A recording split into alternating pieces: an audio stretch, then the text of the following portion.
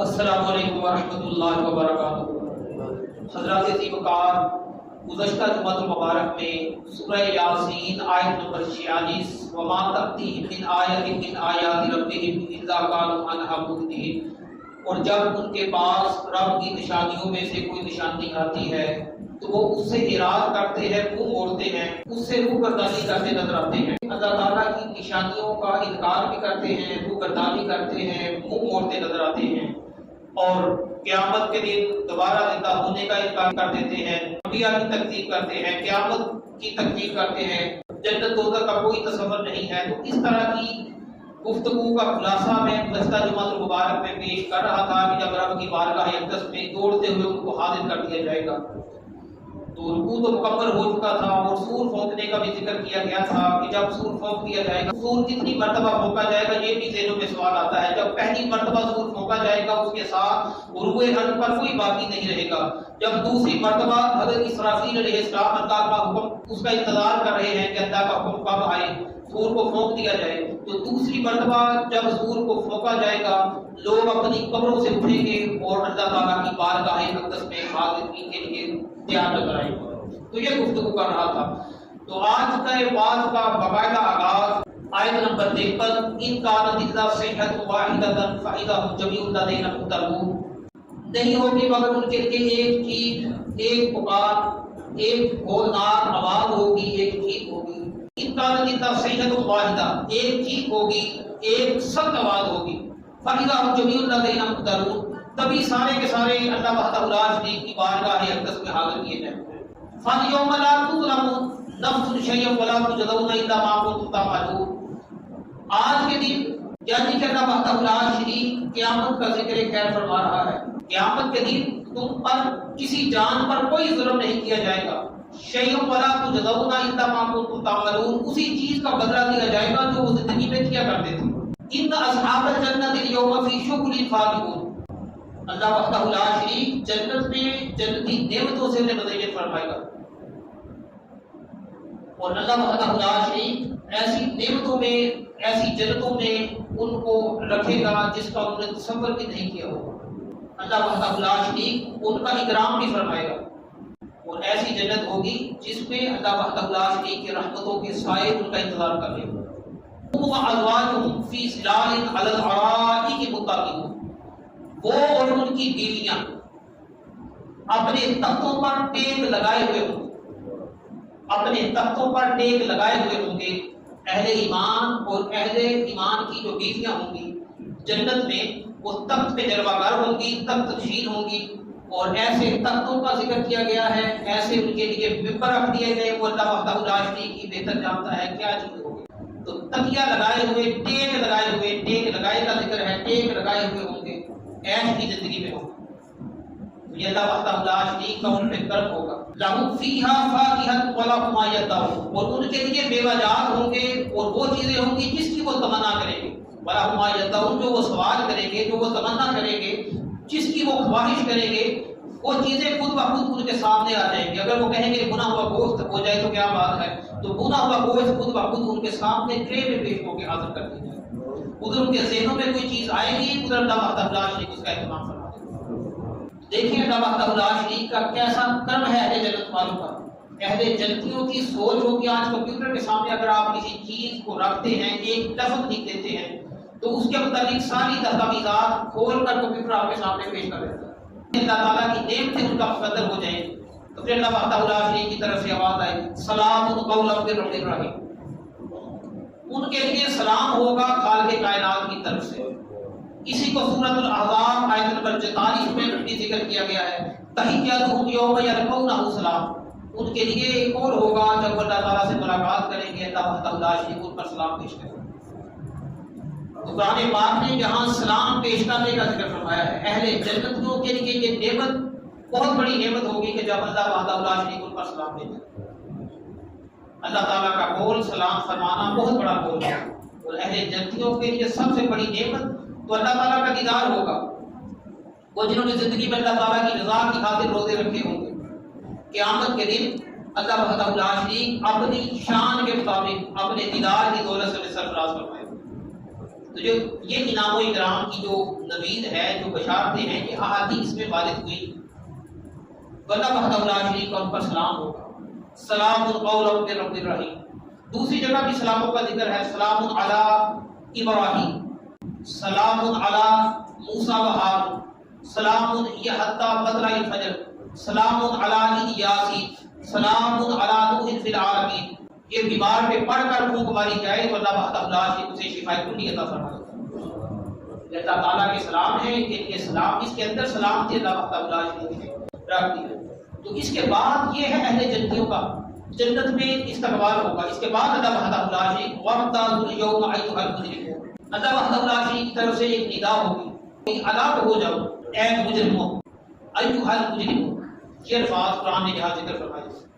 وَامْتَازُوا الْيَوْمَ أَيُّهَا الْمُجْرِمُونَ، اے مجرموں آج کے دن ہلاک ہو جاؤ. جو اہل ایمان ہوں گے ان کے چہرے چاند سے زیادہ چمکدار ہوں گے اس وقت، اور جو منافق ہوں گے، کافر ہوں گے، مشرک ہوں گے، بت پرست ہوں گے، ان کے چہرے سیاہ ہوں گے. تو اللہ وحدہ لا شریک تمیز فرما دے گا کہ آج اکٹھے رہنے کا دن نہیں ہے، آج اکٹھے ہونے کا وقت نہیں ہے، وقت گزر چکا ہے. وَامْتَازُوا الْيَوْمَ أَيُّهَا الْمُجْرِمُونَ، مجرم لوگوں، اے گنہگار لوگوں، اے فاسق لوگوں، اے مجرموں، سب جتنے بھی فاسق ہیں، مجرم ہیں، وہ الگ ہو جائیں. اہل ایمان کی شان یہ ہوگی، احادیث میں اس کا ذکر ملتا ہے کہ مومنوں کا نور ان کے دائیں ہوگا، ان کے سامنے ہوگا، ان کے آگے ہوگا، جس کی روشنی میں وہ سفر طے کرے. ایمان والوں کا نور ایسا چمکدار ہوگا جیسے سورج کی روشنی ہوتی ہے، چاند کی روشنی ہوتی ہے. اس کے بعد خالق کائنات نے فرمایا الم اعهد الیکم یا بنی آدم الا تعبدوا الشیطان انہ لکم عدو مبین. اللہ وحدہ لا شریک کی طرف سے وہاں ندا ہوگی، اے اولاد آدم، کیا میں نے تجھے منع نہیں کیا تھا کہ شیطان کی عبادت نہ کرنا؟ انہ لکم عدو مبین، بے شک وہ تمہارا پورا دشمن ہے. جہاں اللہ وحدہ لا شریک نے واضح حکم دے دیا کہ میں نے تمہیں منع کیا تھا کہ شیطان مردود بدبخت کی عبادت نہ کرنا، تو سوال یہ ذہنوں میں پیدا ہوتا ہے شیطان کی عبادت کون کرتا ہے؟ شیطان کی عبادت کوئی نہیں کرتا، بلکہ وہ سورج کی عبادت کرتا ہے. شیطان سورج کی عبادت کرتا ہے، شیطان کی عبادت کوئی نہیں کرتا. تو یہ قابل ذکر بات تھی، نقطہ تھا جو میں نے آپ کو سمجھانا مقصود تھا کہ شیطان کس کی عبادت کرتا ہے. شیطان سورج کی عبادت کرتا ہے. 3 مکروہات ہیں قائم ہیں جس کے اندر نماز نہیں پڑھی جاتی. 3 اوقاتوں میں نماز پڑھنا منع ہے، تینوں کا تعلق سورج کے ساتھ ہے. لوگ رات 12 بجے سوال کرتے ہیں کہ اس وقت نماز ہو جاتی ہے، اس وقت تو سورج نہیں ہے، نماز ہو جائے گی. نمازوں کے اوقات جو ہیں، جو مکروہ ٹائم ہے، ان کا تعلق سورج کے ساتھ خاص کر دیا گیا ہے. وجہ یہی ہے کہ سورج کی جو عبادت کرتا ہے وہ شیطان ہے. تو اللہ وحدہ لا شریک نے منع فرما دیا کہ ایمان والوں کی عبادت افضل و اعلیٰ ہے، یہ بدبخت کے ساتھ نہیں ہونی چاہیے، یہ بدبخت کے ساتھ نہیں ہونی چاہیے. اس لیے علیحدہ کر دیا گیا ہے کہ ایمان والوں ان اوقاتوں میں نماز نہ پڑھنا. جب سورج نکل آئے تو نماز فجر کا وقت ختم ہو جاتا ہے، نماز سے رک جاتے ہیں. پھر اس کے بعد کیا ہوتا ہے کہ اشراق کا وقت شروع ہو جاتا ہے. اشراق کے وقت میں ہم نماز پڑھ سکتے ہیں کیونکہ سورج کا جو دورانیہ ہے وہ کم از کم 20 منٹ رکھے گئے ہیں. جب طلوع ہو جائے تو 20 منٹ انتظار کیا جائے، اس کے بعد آپ نماز پڑھ سکتے ہیں. تو اشراق کا وقت ہے، آپ نماز پڑھ سکتے ہیں. 20 منٹ کا جو وقفہ ہے یہ احتیاطی طور پر رکھا گیا ہے. اسی طرح سورج جب سر پہ ہوتا ہے اس وقت بھی نماز پڑھنا منع ہے. جیسے ہی وہ سر کو عبور کرتا ہے نماز ظہر کا وقت ہے. جیسے نماز جمعہ المبارک کے لیے اذان دے دی جاتی ہے 12:15 تو وہ سورج سر سے ڈر چکا ہوتا ہے، اوپر گزر چکا ہوتا ہے. تو اس لیے اس دوران پھر نماز پڑھنا صحیح ہے. مشاہدہ کیا ہوگا، دیکھا ہوگا کہ جمعہ المبارک کی جو اذان ہوتی ہے وہ 12:15 پہ ہو جاتی ہے. وجہ یہی ہے کہ نماز کا وقت فکر ہو جاتا ہے. اذان ہوگی تو نماز ہوگی. جب جمعہ المبارک کی اذان ہو جائے تو آپ سنت پڑھ سکتے ہیں، 4 سنت آپ پڑھ سکتے ہیں جو آپ یہاں آگے بعد میں پڑھتے ہیں، تو پہلے بھی پڑھی جا سکتی ہے. تو تیسرا یہ ہے کہ جب سورج غروب ہو رہا اس وقت بھی کوئی نماز نہیں. 3 اوقات منع ہے نمازوں کے لیے. جیسے کہ اوقات میں سے وقت گزر جائے تو بعد میں آپ نماز پڑھ سکتے ہیں. تو اس آیت میں اللہ وحدہ لا شریک نے ارشاد فرمایا کہ میں نے تمہیں منع کیا تھا اے اولاد آدم شیطان کی عبادت نہ کرنا. تو اس سے مراد یہ ہے کہ ہم شیطان کی عبادت نہیں کرتے. اس آیت کا خلاصہ اور مضمون یہ ہے کہ شیطان ہمیں گمراہ کرتا ہے، بدی کا حکم دیتا ہے، تو اس کے حکموں کو ماننا اس کی عبادت کرنے کے مترادف ہے. اس آیت کا خلاصہ یہ ہے. کیونکہ ہم اللہ وحدہ لا شریک کے احکامات کو مانتے ہیں، قبول کرتے ہیں، یہ تو برائی کی طرف لے جاتا ہے، نیکی کی دعوت نہیں دیتا.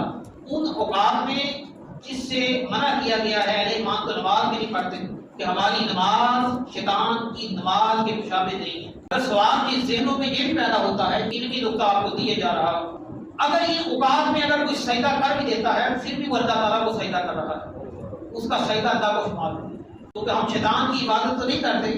ہاں جب وہ گناہ کی طرف لے جاتا ہے اس وقت انسان ڈگمگا جاتا ہے، متزلزل ہو جاتا ہے، گناہ کر بیٹھتا ہے، اس کے بہکاوے میں آگے انہ لکم عدو مبین، بے شک وہ تمہارا عدی ھذا صراط مستقیم۔ خالق کائنات نے فرمایا میری عبادت کرو تو ھذا صراط مستقیم، یہ سیدھی راہ ہے۔ وَلَقَدْ أَضَلَّ مِنْكُمْ جِبِلًّا كَثِيرًا، اور بہت ساروں کو اس نے گمراہ کر دیا، بہت ساری مخلوق کو اس نے گمراہ کر دیا۔ افلم تکونوا تعقلون، کیا تمہیں شعور نہیں ہے، کیا تم عقل نہیں کرتے، عقل سے کام نہیں لیتے؟ ھذِهِ جہنم التي كنتم توعدون، یہ ہے وہ جہنم جس کا تم کے ساتھ تمہارے ساتھ وعدہ کیا گیا تھا، یہی وہ جہنم ہے جس کا تمہارے ساتھ وعدہ کیا گیا تھا۔ یہ اللہ وحدہ لا شریک نے واضح فرما دیا۔ تم انکار کرتے تھے دوزخ کب ہوگی، عذاب کب ہوگا، اے نبیوں عذاب سے ڈرانا چاہتے ہو، لے آؤ جو سامنے نکالنا ہے نکالو۔ فرمایا جائے گا ھذِهِ جہنم التي كنتم توعدون، اس لوگ اليوم، اس میں داخل ہو جاؤ۔ اس کا تم ساری زندگی انکار کرتے رہے کہ دوزخ کوئی چیز نہیں ہے، اللہ وحدہ لا شریک نے جو دنیا دے دی ہے یہی سارا کچھ ہے۔ تو اب اللہ وحدہ لا شریک کی طرف سے حکم ہوگا کہ اب تم دوزخ میں داخل ہو جاؤ۔ ایمان کا سبب اس کے جس کا تم انکار کرتے تھے، جس کی وجہ سے تم کافر بن گئے، اب داخلے کی وجہ کیا بنی؟ ان کا کفر، داخلے کی وجہ ان کا کفر بن گیا، سبب بن گیا۔ سبب دوزخ میں جانے کا کیا ہوگا کہ تم انکار کرتے تھے، انبیاء کی تکذیب کرتے تھے، نبیوں کو ماننے سے تم نے انکار کر دیا، نبوتوں کا انکار کر دیا، اللہ کی کتابوں کا انکار کر دیا، تو اب یہ جہنم تمہارے لیے ہے، اس میں داخل ہو جاؤ۔ سبب یہ ہے کہ تم انکاری تھے۔ اليوم نختم علی افواہہم، بہت بڑے الفاظ ہیں قرآن نے جہاں ذکر فرمایا۔ اليوم، آج کے دن، نختم، مہر کر دیں گے، علی افواہہم، تمہارے منہوں پر، آج کے دن ہم تمہارے منہوں پہ مہر لگا دیں گے، اسٹیمپ لگا دیں گے، سیل بند کر دیں گے، تمہارے منہ کلام نہیں کر سکیں گے۔ وَتُكَلِّمُنَا أَيْدِيهِمْ، اور تمہارے ہاتھ کلام کریں گے، تمہارے ہاتھ ہیں وہ کلام کریں گے۔ اندازہ لگائیں، جب انسان کے ہاتھ کلام کریں گے تو یہ قیامت کے دن ہوگا۔ وَتَشْهَدُ أَرْجُلُهُمْ، اور گواہی دیں گے، ارجلو کہتے ہیں یہ پاؤں کو عربی کے اندر، وَتَشْهَدُ أَرْجُلُهُمْ، اور تمہارے پاؤں جو ہیں وہ گواہی دیں، بِمَا كَانُوا يَكْسِبُونَ، جس کی وجہ سے یہ کام کماتے تھے، کام کرتے تھے۔ یہ اس آیت کے اندر خلاصہ یہ ہے کہ اللہ وحدہ لا شریک نے فرمایا قیامت کے دن اللہ وحدہ لا شریک ان کے منہوں پر مہر لگا دے گا، ان کے ہاتھ کلام کریں گے، ان کے پاؤں گواہی دیں گے۔ تو حضور اکرم صلی اللہ علیہ وآلہ وسلم کی ایک حدیث ہے، حضرت جسیرہ رضی اللہ تعالیٰ عنہ بیان فرماتی ہیں، ان سے حضور اکرم صلی اللہ علیہ وآلہ وسلم نے بیان فرمایا، خلاصہ حدیث کا آپ کی نظر کرتا ہوں، نبی پاک علیہ السلام نے فرمایا جب تم تسبیح کیا کرو، تحلیل کیا کرو، تقدیس کیا کرو، تو اپنے انگلیوں کے پوروں پر ان کو شمار کر لیا کرو۔ اس حدیث پاک میں حضور اکرم صلی اللہ علیہ وآلہ وسلم نے تعلیم دی ہے کہ جب تم گنتی کرو، شمار کرو، کوئی تسبیح کرو، تسبیح سے مراد سبحان اللہ کہنا ہے، الحمدللہ کہنا ہے، تحلیل سے مراد لا الہ الا اللہ کہنا ہے، اور تقدیس سے مراد سبوح قدوس، اس طرح کے الفاظ ہیں، سبحان اللہ و بحمدہ، سبحان اللہ العظیم۔ یہ جب کرو تو اپنی انگلیوں کے پوروں پر ان کو شمار کر لیا کرو۔ وجہ کیا ہے؟ وَتُقَدِّمُنَا أَيْدِيهِمْ، اور تمہارے ہاتھ کلام کریں گے۔ تو اگر یہ ہاتھ کہیں گے کہ ان ہاتھوں کے ساتھ اس بندے نے گناہ کیے ہیں، تو یہ بھی کہیں گے کہ ان ہاتھوں کے ساتھ اس نے سبحان اللہ کا ورد کیا، لا الہ الا اللہ کا ورد کیا ہے، سبحان اللہ و بحمدہ، سبحان اللہ العظیم۔ اس حدیث کو امام ترمذی نے بیان فرمایا اور دوسرے محدثین بھی اس کا ذکر کرتے ہیں۔ وَلَوْ نَشَاءُ لَطَمَسْنَا عَلَىٰ أَعْيُنِهِمْ فَاسْتَبَقُوا الصِّرَاطَ فَأَنَّىٰ يُبْصِرُونَ، اور اگر ہم چاہیں تو مٹا دیں تمہاری بصارت کو، تمہاری آنکھوں کو، اور اگر ہم چاہیں تو تمہاری آنکھوں کو مٹا دیں، یعنی آنکھوں کی جگہ اگر ہموار پردہ ہو جس طرح یہ رخسار پہ ہے تو تم اللہ کا کچھ نہیں بگاڑ سکتے۔ اگر یہاں پردہ حائل ہو جائے، آنکھیں بند ہو جائیں، یہاں پردہ آ جائے، آنکھوں کی جگہ ہی نہ ہو، ایڑوں کی جگہ ہی نہ ہو، پتلیوں کی جگہ ہی نہ ہو، یہ ہموار ہو جاؤ تو بس کدھر دوڑے پھرو گے؟ فالنام کے الفاظ ہیں، بس اب کہاں یبصرون تم دیکھو گے، کہاں دوڑ سکتے ہو، کہاں جا سکتے ہو؟ اللہ وحدہ لا شریک سے روگردانی نہیں کر سکتے، اللہ سے بھاگ نہیں سکتے۔ وَلَوْ نَشَاءُ لَمَسَخْنَاهُمْ عَلَى مَكَانَتِهِمْ فَمَا اسْتَطَاعُوا مُضِيًّا وَلَا يَرْجِعُونَ۔ اور اگر اللہ تعالیٰ چاہتا تمہارے گھروں کے اندر تمہاری صورتوں کو تبدیل کر دیتا، مُضِيًّا وَلَا يَرْجِعُونَ، نہ تم آگے بڑھ سکتے نہ پیچھے آ سکتے۔ یہ الفاظ قرآن نے ذکر فرمائے ہیں۔ اللہ وحدہ لا شریک سے میں دعا کرتا ہوں قرآن کو سمجھنے کا فہم اللہ تعالیٰ ہم سب کو نصیب فرما دے، اور قرآن کی جو برکتیں ہیں یہ آپ لوگوں کی وجہ سے ہیں۔ دیکھیں میں نے سورہ یاسین کی آیت نمبر 53 سے 67 تک آج بیان کیا ہے، اور قرآن اور حدیث سے بیان کیا ہے۔ اس کے علاوہ میں نے تیسری جگہ کو کوئی حوالہ شاید آج کے درس میں آپ کے سامنے پیش نہیں کیا، تو یہ یقین کریں کہ پورا ہفتہ تیاری کرنی پڑتی ہے۔ یہ نہیں ہوتا کہ اگر آپ الحمدللہ کا ترجمہ ادھر بیٹھ کے کسی دن تجربہ کر کے دیکھیں، الحمدللہ کہ تمام طریقے اللہ تعالیٰ کے لیے، بعد میں اگلی آیت آپ کے ذہن میں نہیں آئے گی کہ اگلی آیت، حالانکہ الحمدللہ سب کو آتی ہے۔ تو یہ بڑا مشکل کام ہوتا ہے کہ آپ کو اسٹیپ وائز ایک ایک چیز کی وضاحت کر کے بتلانا، اور جب عمر زیادہ ہو جاتی ہے انسانی حافظہ بھی کمزور ہو جاتا ہے، تو یہ چیز اور زیادہ مشکل ہو جاتی ہے۔ اللہ تعالیٰ ہماری کاوشوں کو قبول فرمائے۔